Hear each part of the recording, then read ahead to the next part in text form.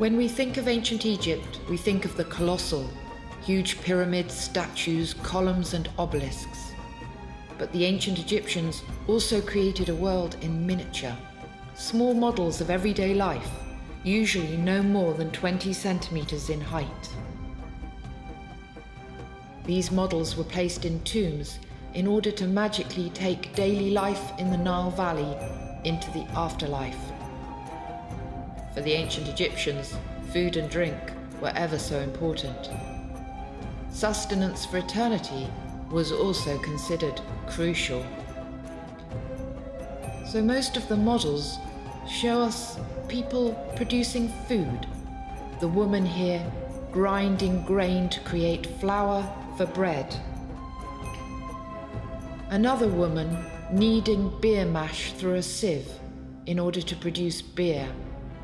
Indeed, bread and beer were the staples of the ancient Egyptian diet.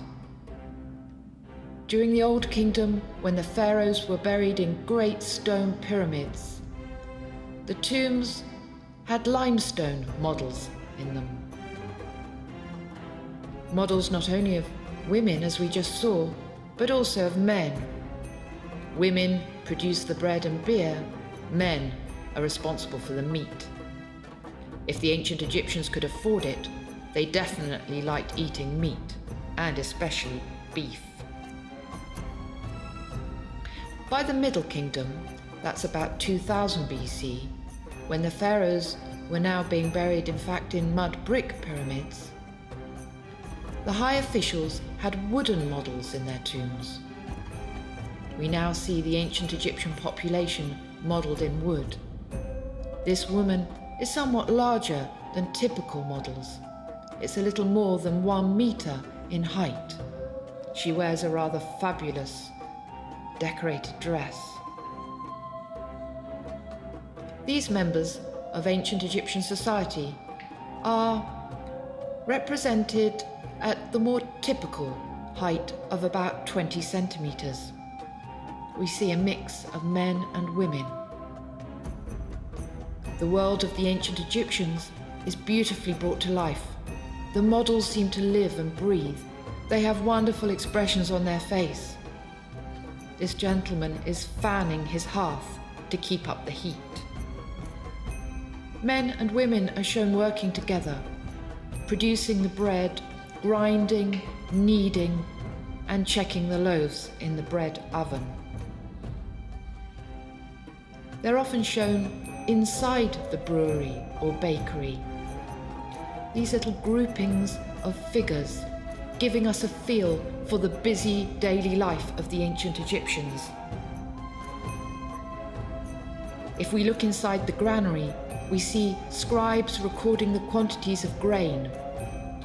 We see workers pouring those grain supplies in through the roof of the granaries.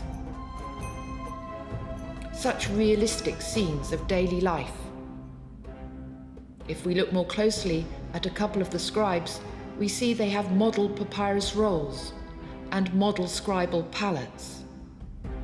We can look into the eyes of the ancient Egyptian people. We can see their intimate relationship with the animal world, so beautifully expressed. Animals as workers pulling the ploughs, but also the gentleman feeding one of the cows by hand. Sometimes that relationship could clearly be tricky. These gentlemen look as though they're finding it difficult to budge those stubborn animals. Again, we can look inside the cattle shed. Such detailed models giving us an intimate portrayal of life in ancient Egypt. Of course, the cattle ended up with the butchers. We see some of the meat in strips hung out to dry. The Nile was the lifeline of Egypt, so we have plenty of models of boats. In fact, this boat has fishermen on it. We can see a haul of fish, but we can also see that one of the fishermen has a spear, another a line with hooks. Life both inside the Nile Valley and outside. These soldiers are heading out to protect the borders of Egypt. These models show Egypt in a microcosm.